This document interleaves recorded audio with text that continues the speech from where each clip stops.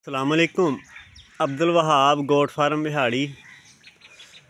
अच्छा दोस्तों, अज मैं तुहानू एक चीज़ दसदा वां। लाल मिर्च असी ना एक दो जानवरां नू देनी सीगी ते ਉਹ मैं देन लगा वा। तो लाल मिर्च जिहड़ी है वा ਉਹਦੇ ਵਿੱਚ ਆ पीसी हुई जिहड़ी लाल मिर्च वा ओहो ते ਉਹਦੇ ਵਿੱਚ 1 चम्मच लाल मिर्च ते हाफ चम्मच जिहड़ा है वा ਉਹ डालडा घी ਉਹ ਅਸੀਂ इस्तेमाल ਕਰਨ ਲੱਗੇ ਹਾਂ ਬੱਕਰੀ ਨੂੰ ਨਾ ਦੇਣਾ ਵਾ। ਤੇ ਦੇਣਾ ਕਿਉਂ ਹੈਗਾ ਕਿਉਂਕਿ ਉਹ ਬੱਕਰੀ ਚਾਰਾ ਬਹੁਤ ਕੰਮ ਕਰ ਰਹੀ ਹੈਗੀ ਆ ਤੇ ਉਹਨੂੰ ਲਾਲ ਮਿਰਚ ਜਿਹੜੀ ਹੈ ਨਾ ਹੁਣ ਦੇਣੀ ਆ।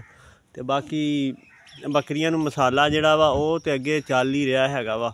ਕਈ ਐਸੇ ਜਾਨਵਰ ਹੁੰਦੇ ਆ ਜਿਹੜੇ ਉਹ ਜਦੋਂ ਮਸਾਲਾ ਤੁਸੀਂ ਇਸਤੇਮਾਲ ਕਰਦੇ ਹੋ, ਕਿਉਂਕਿ ਅਸੀਂ ਬਹੁਤ ਕਮ ਬੱਕਰੀਆਂ ਨੂੰ ਪਕੜ ਕੇ ਮਸਾਲਾ ਦੇਈਦਾ ਵਾ। ਜ਼ਿਆਦਾ ਕੋਸ਼ਿਸ਼ ਇਹ ਕਰੀਦੀ ਆ ਕਿ ਇਹਨਾਂ ਨੂੰ ਨਾ ਕਿਸੇ ਚੀਜ਼ ਵਿੱਚ ਕਿਸੇ ਬਰਤਨ 'ਚ ਪਾ ਕੇ ਤੇ ਖੁਰਲੀ ਵਿੱਚ ਰੱਖ ਦਈਏ ਤੇ ਉਹ ਆਪੇ ਹੀ ਖਾਂਦੀਆਂ ਰਹਿਣ।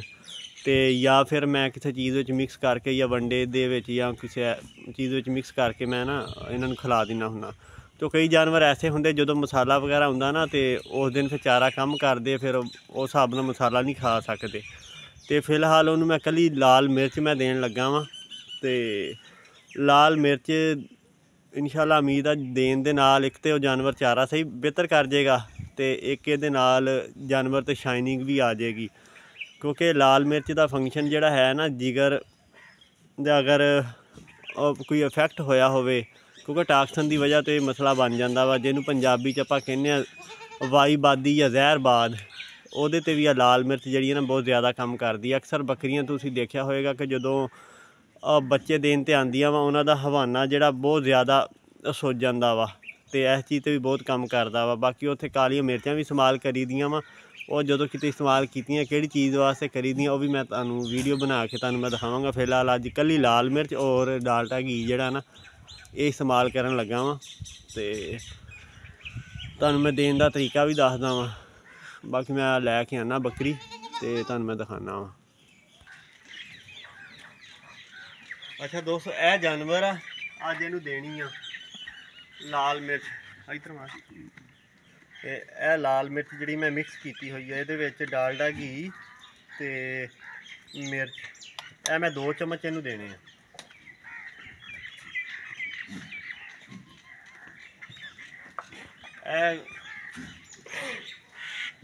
काफ़ी दिन तो गौर कर रहे थे, ये बकरी चारा कम कर रही थी तो उम्मीद है इंशाल्लाह अल्लाह खैर करे ना बेहतर हो जाएगी ये ते।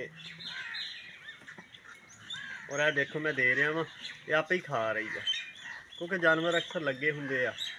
तो फिर एक चीज़ होर भी है, जेड़े जानवर नूं कोई मसला होएगा ना, जिस तरह के वाईबादी की अगर इन्हों कोई शिकायत होएगी तो वाईबादी की वजह तो किसी भी जिसम के हिस्से ते ना सोज भी आ जाती है।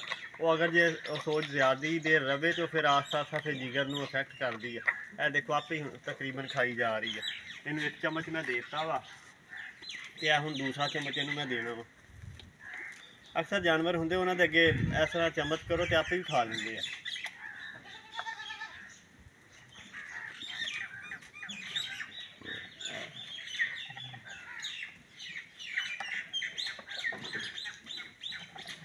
देखो माशाल्लाह आप पे खा रही है, इहदा जिहड़ा आप खा रही हैगी, ये कमाल हैगा डालडा घी का।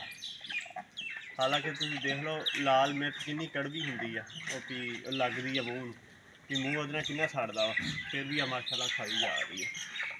इन्हें वो नखरा नहीं किया हैगा, इन्हें छड़ दे कन छड़ दे।